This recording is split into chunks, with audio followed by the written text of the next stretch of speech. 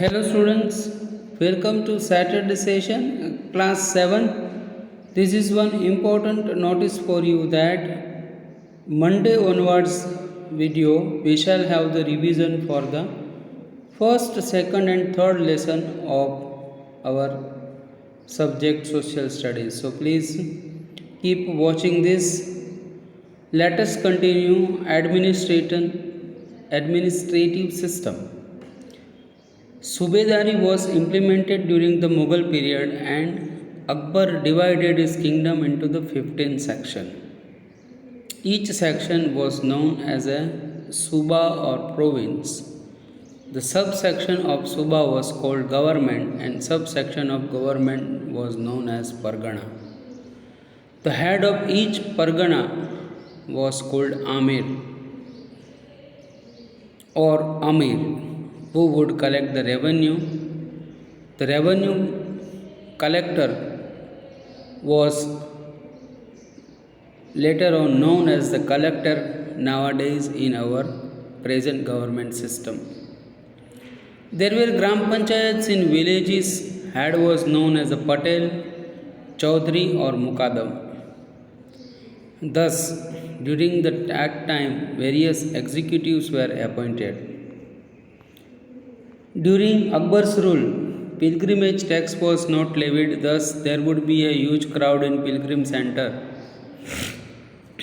Akbar was considered to be the most tolerant and benevolent king among all the Mughal rulers. He regularly organized religious meets in the prayer hall at Sikri, and it was also called discussion hall as a religious matter were discussed there.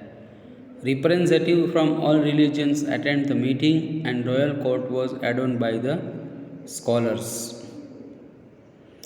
The 9 gems of Akbar's courts were Todarmal, revenue minister, Man Singh, the leader of Daksh army, Abul Fazl, the historian and writer of Ain-e-Akbari, Akbarnama, Tansen, famous singer, Mullado Piazza, clever and jolly courtier, Mahesh Das Birbal, quick-witted courtier and trickster, Hammam, the famous Vaidya or physician, Faizi, renowned poet, and Abdul Rahim, the Hindi verse writer.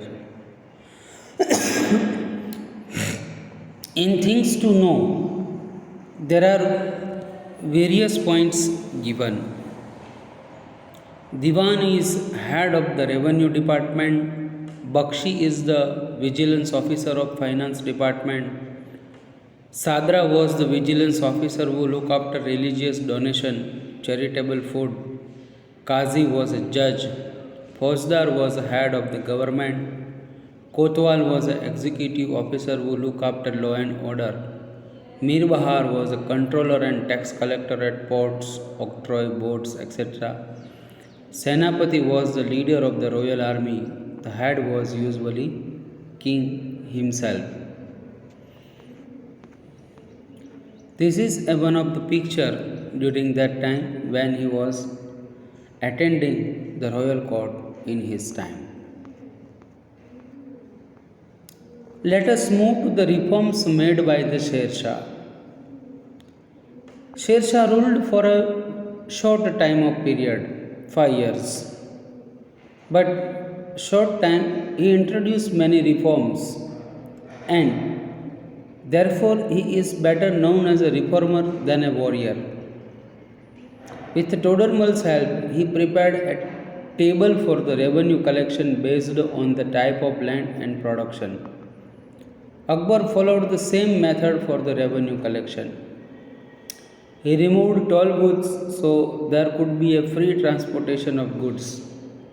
He constructed road to increase the trade and for the convenience of the pedestrians, among which famous roads were constructed between Agra and Burhanpur, Agra and Marwad, Lahore and Mulan.